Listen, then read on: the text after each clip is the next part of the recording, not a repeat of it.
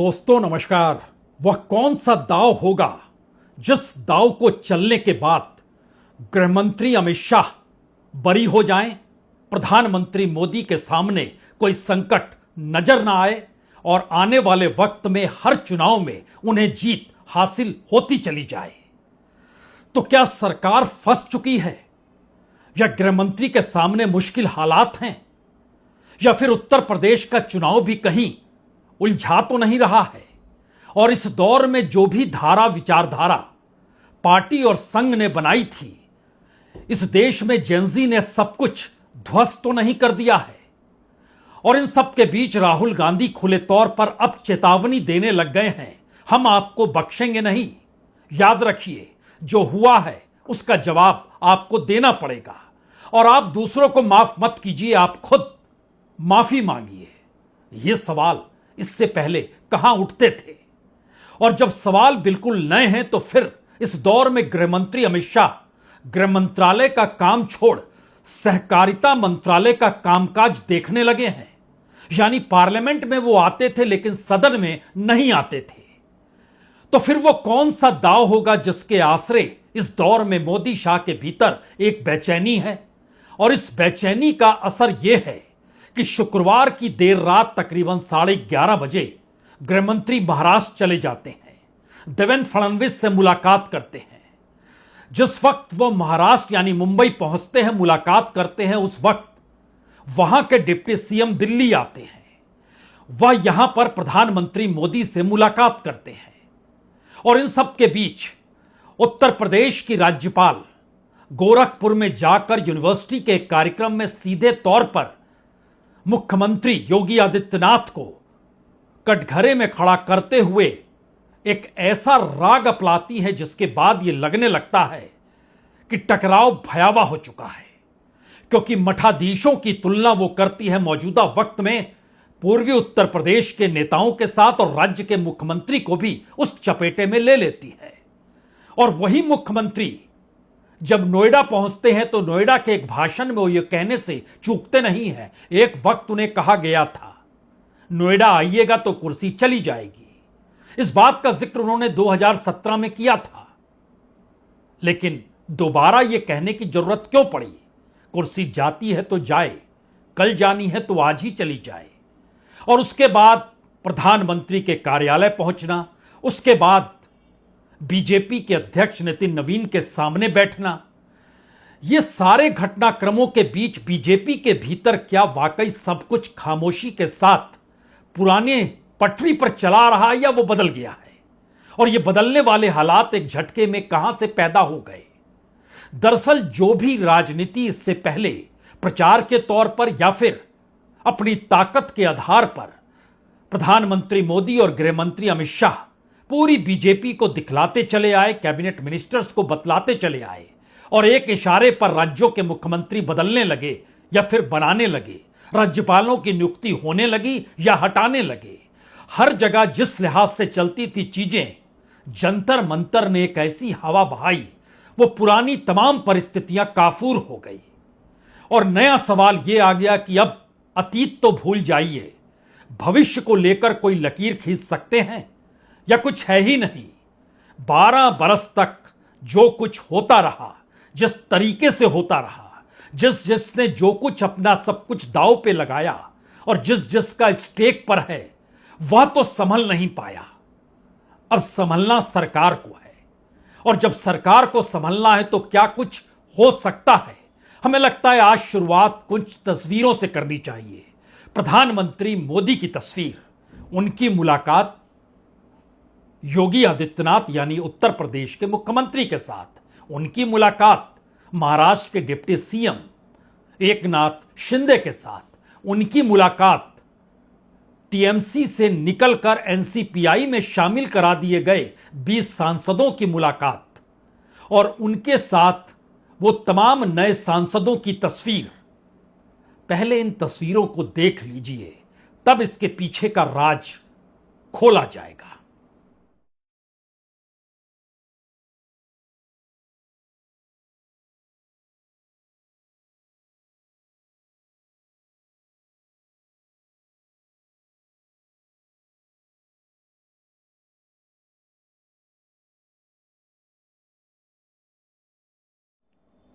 दरअसल इस दौर में हर तस्वीर पढ़ी जा रही है, उसकी बारीकियों को समझा जा रहा है। बिटवीन द लाइंस क्या कुछ कहने की कोशिश हो रही है, यह भी सुना जा रहा है। पार्लियामेंट में राहुल गांधी को बोलने की इजाजत जब नहीं मिल पाती है, तो सामने बैठे रक्षा मंत्री राजनाथ सिंह खड़े होकर जब ये कहते हैं कि उन्हें बोलने दीजिए, कुछ गलत बोलेंगे तो उनके शब्द को स्पंज कर देंगे, उसके बाद मुस्कुराते हैं वो। उस मुस्कुराहट तक पर हर की नजर है। इस दौर में प्रधानमंत्री शिवराज सिंह चौहान से भी मिलते हैं। जी भूलिए मत, वही शिवराज सिंह चौहान जो मध्य प्रदेश के कद्दावर मुख्यमंत्री थे, लेकिन उनको हटा दिया गया और उसके बाद जिन्हें मुख्यमंत्री बनाया गया, उनका कच्चा चिट्ठा जिन रास्तों से निकलकर देश के अखबारों में जमीनों को लेकर छप गया, उसमें मध्य प्रदेश के भीतर की टकराहट सामने आ गई। और इन सब के बीच पार्टी कैसे किस रूप में संभाली जाए, जनजी आंदोलन के बाद 3 बड़ी घटनाएं हो गई। पहली बड़ी घटना तो इसी बात को लेकर थी कि बीजेपी के अध्यक्ष की छोड़ी हुई सीट पर बीजेपी हार जाए। जी बांकीपुर, पटना हार गए, दतिया में भी हार जाएं।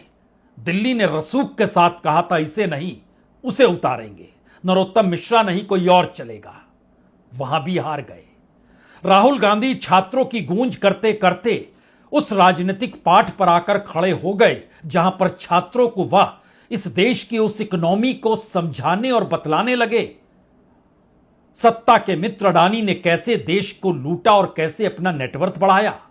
बीजेपी का अपना खाता जो था 1,500 करोड़ से 10,000 करोड़ पार कैसे कर गया, और संघ और उसके प्रचारक हर जगह नियुक्त क्यों होते चले गए, बात छात्रों के कानों में गूंजने लगी।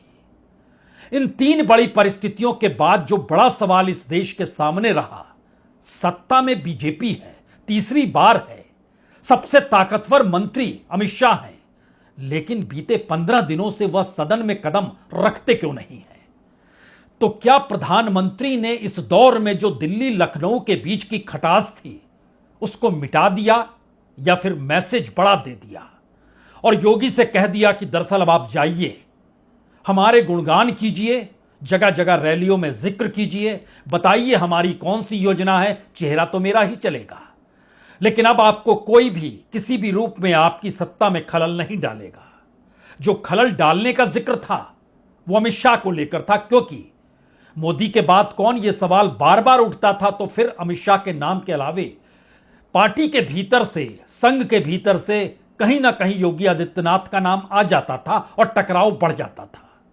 और इन सब के बीच महाराष्ट्र में देवेंद्र फडणवीस की सत्ता अपने तौर पर कैसे उन्होंने संघ के साथ मिलकर बनाई, दिल्ली के लिए वो खतरे की घंटी लगने लगी।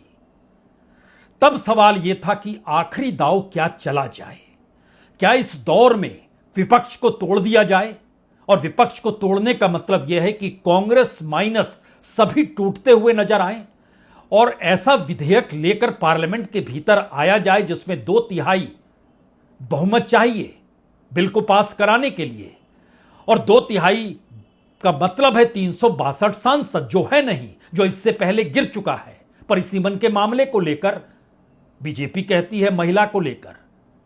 लेकिन इन सब के बीच आखिरी दांव चल सकते हैं, तो चलिए क्या इस बात का जिक्र अमित शाह दिल्ली से निकलते और महाराष्ट्र के रवाना होते और वहां से वह पुडुचेरी आज पहुंचते, इन सब के बीच कह दिया गया आप जुगाड़ कीजिए 362 का, यानी इतने सांसद होने चाहिए, और एक झटके में अमित शाह उन दस्तावेजों को लेकर बैठ गए जहां यह कहा जाने लगा कि शायद अब ऐसा कोई बिल ले आएंगे जो परिसीमन से जुड़ा हो, जो एफसीआरए से जुड़ा हो, जिसका विरोध हो रहा हो, या फिर बात कुछ और होगी। लेकिन आंकड़ों के लिहाज से यह कहा गया बीजेपी के पास 240, टीडीपी 16 पहले से है, जनता दल यूनाइटेड 12 पहले से है, तो जो 20 टीएमसी के निकले हैं वह साथ में आ गए एनसीपी के जरिए। शिवसेना दोबारा हो चुका है टूट, 13 उसके हो गए। शरद पवार को तो मना लिया जाएगा, अजीत पवार के पास तो 1 सांसद थे, 8 सांसद तो इनके पास है, ये आ जाएंगे खेमे में, चिंता नहीं करनी है। डीएमके को भी तोड़ लिया जाएगा, जिनके पास 22 हैं, मना लेंगे। रवानगी पुडुचेरी हो गई गृहमंत्री अमित शाह की, वाईएसआर को भी मना लिया गया, 3 लोकसभा में 3 राज्यसभा में उनके सांसद हैं। अकालियों के साथ भी समझौते की दिशा में बात बढ़ गई, हालांकि एक ही सांसद है, वहां भी साथ गठबंधन का साथ है, यानी आंकड़े धीरे धीरे होते होते 362 तक पहुंचेंगे क्या? क्योंकि 110 सांसद साथ आ चुके हैं, यह आंकड़ा अपने तौर पर अमित शाह कह रहे हैं। 110 का मतलब यह है 240 में अगर 110 जोड़िएगा तो 350, 12 अभी भी कम है।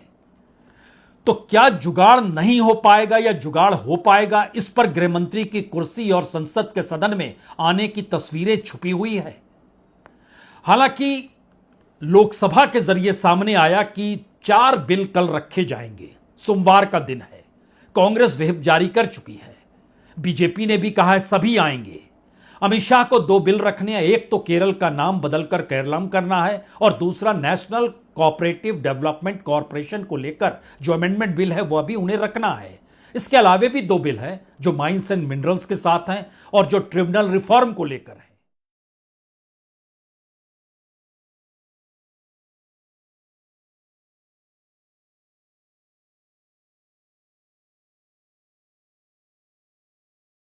ये दोनों उनसे जुड़े मंत्री रखेंगे, लेकिन अमित शाह क्या इन्हीं बिलों को रखने आएंगे या फिर 362 का जुगाड़ हो जाएगा तो वह कुछ और रख देंगे?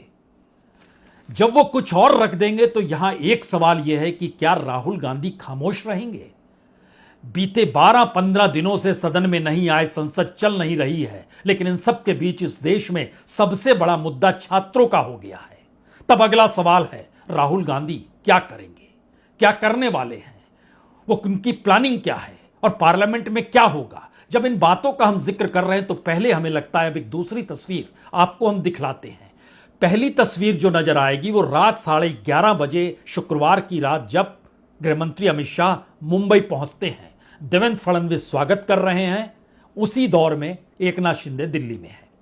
दूसरा, वो मुंबई में संबोधित कर रहे हैं कोऑपरेटिव मूवमेंट को लेकर, जो बिल रखा जाने वाला है उसको लेकर अपनी सफलता बतला रहे हैं। और तीसरी तस्वीर आपको नजर आएगी पुडुचेरी की, हर घर तिरंगा, लेकिन अचानक उनके हाथ में कोई थमा देता है भगवा। वो कहते हैं अरे ये क्या कर दिया, झटको इसे। तीनों चीजों को एक लगातार में देखिए, तब बात आगे खुलेगी। ये खेल संकट वाला सरकार के लिए क्यों है और ये दौर में आखिरी दाव मोदी शाह अगर नहीं चलते हैं तो स्थितियां उनकी नाजुक हो जाएगी।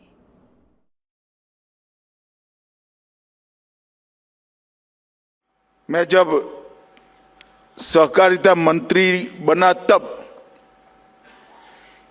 पहली बार नैपकप के अधिकारियों के साथ बैठा था, पदाधिकारियों के साथ बैठा था, तो सबसे बड़ा हर्डल और एक प्रकार से असंभव जैसा काम में अर्बन अम्ब्रेला ऑर्गेनाइजेशन, अर्बन बैंकों का वो दिखाई पड़ता था। मगर आप सबके सहयोग से देखते देखते देखते हमने 300 करोड़ का पूंजी भी इकट्ठा कर लिया।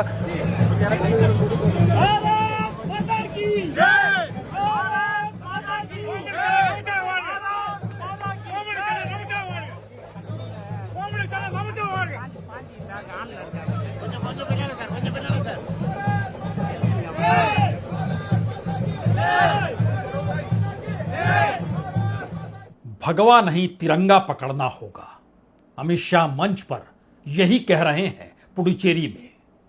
इस दौर में कौन सा मुद्दा कैसे उठाना है, कौन सा दाव कैसे चलना है, शायद खुद इस वक्त गृहमंत्री अमित शाह के सामने, या कहें सहकारिता मंत्री अमित शाह के सामने, शायद ये मुश्किल हालात हैं।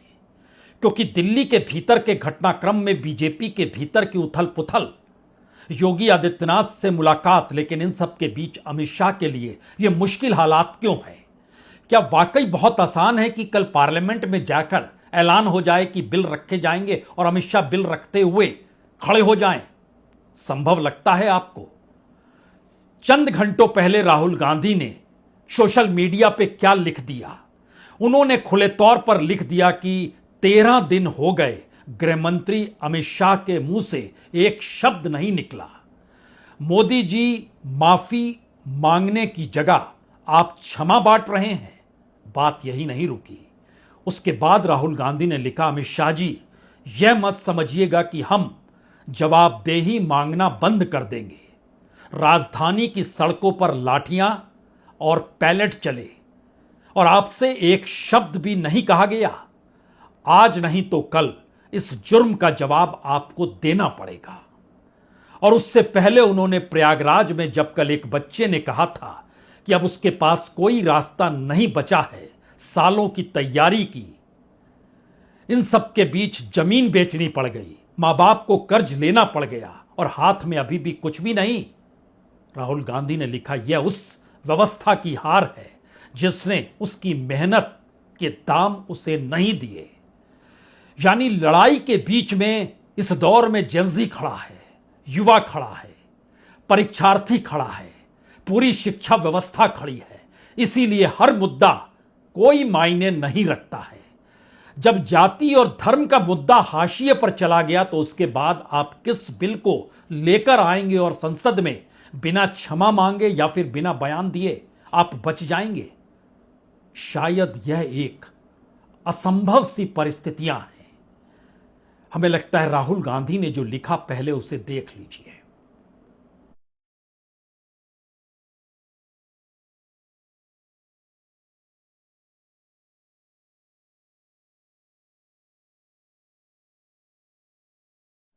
दरअसल यह मैसेज बहुत साफ है कि अब छात्रों के नेता के तौर पर सही, इस देश में छात्रों का मुद्दा सही, उससे बड़ी स्थिति कुछ भी नहीं होगी। यानी वो तमाम मुद्दे, वो पार्लियामेंट को लेकर गवर्नेंस के तौर तरीके या फिर प्रधानमंत्री मोदी का इस दौर में अमेरिका डील का ही संकट क्यों ना हो। राहुल गांधी ने बहुत स्ट्रेटजिकली कल जब इलाहाबाद में इस देश के कॉरपोरेट और बीजेपी को होती पॉलिटिकल फंडिंग को भी छात्रों के संकट से जोड़ दिया तो यह मैसेज और साफ हो गया। लड़ाई व्यापक हो चली है। संकट इस दौर में अगर प्रधानमंत्री मोदी के सामने कभी भी आया तो उसको निपटाने के लिए गृहमंत्री अमित शाह थे।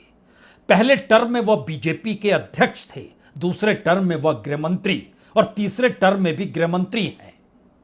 लेकिन क्या नाजुक स्थितियों में अब गृहमंत्री अमित शाह के सामने मुश्किल हालात हैं? प्रधानमंत्री भी कोई उपाय, कोई रास्ता निकालने की कोशिश कर रहे हैं। और जब पार्टी के भीतर से सवाल उठने लगे, वो नेता उठाने लग जाएं जो एक झटके में अगर सामने आ जाएं तो पार्टी के भीतर कम से कम बहस मुआइस सड़क पर आकर खड़ी हो जाएगी। उन कद्दावर नेताओं के पीछे कौन क्या किस रूप में खड़ा होगा कोई नहीं जानता है।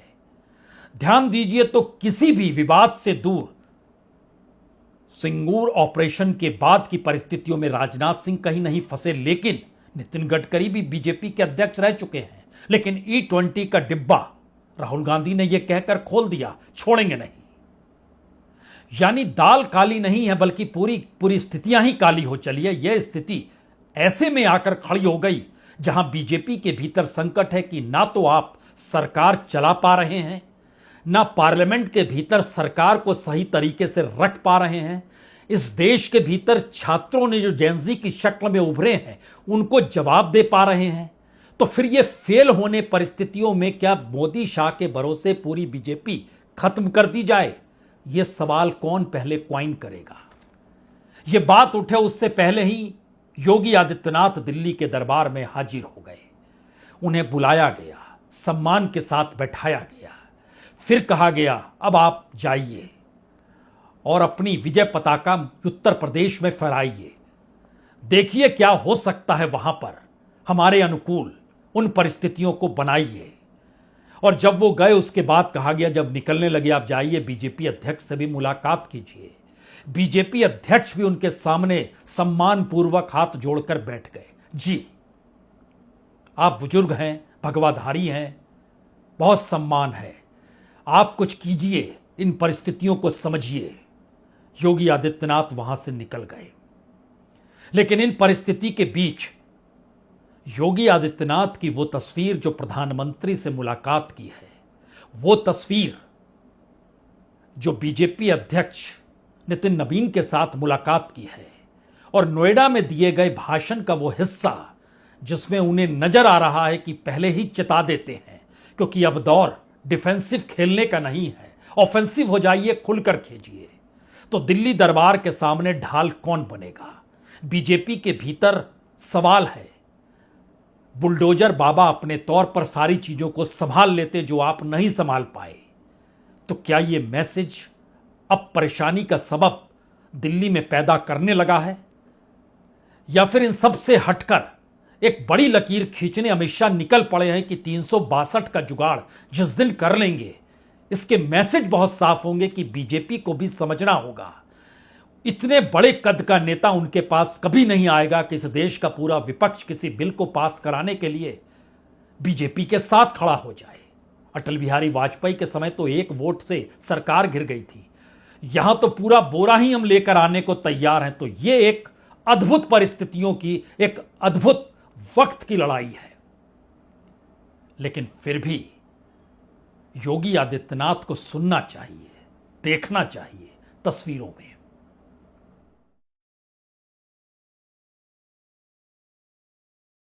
17 के पहले मुख्यमंत्री को कहां फुर्सत थी?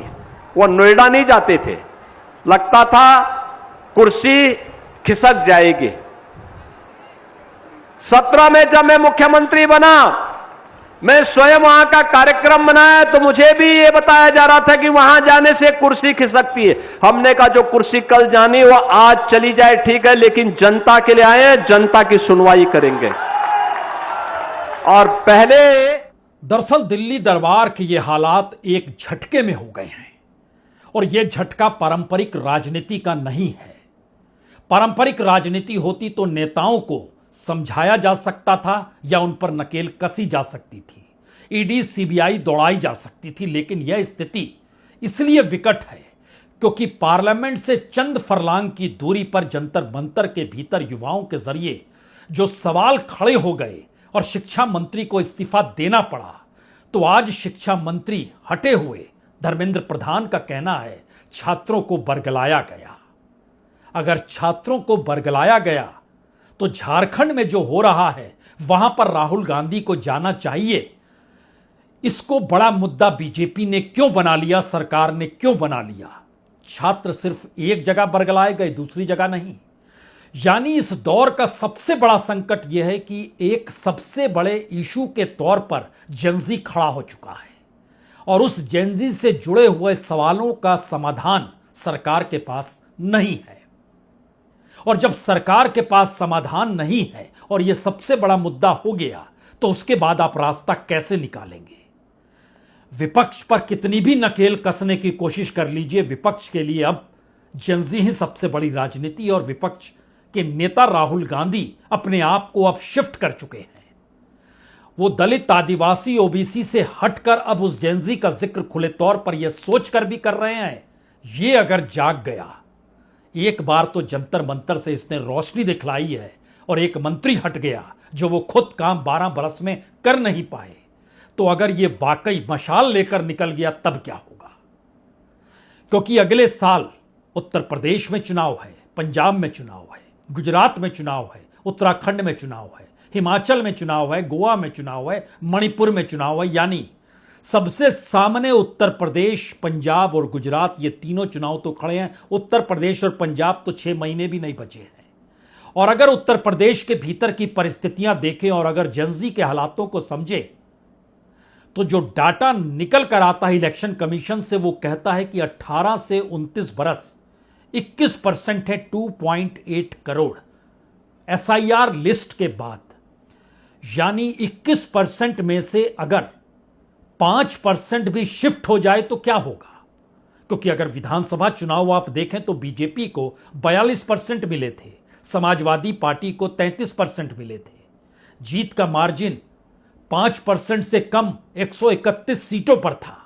चीजें एक झटके में बदल जाएंगी, घबराहट तो होगी, और यह घबराहट कमोवेश हर जगह होगी।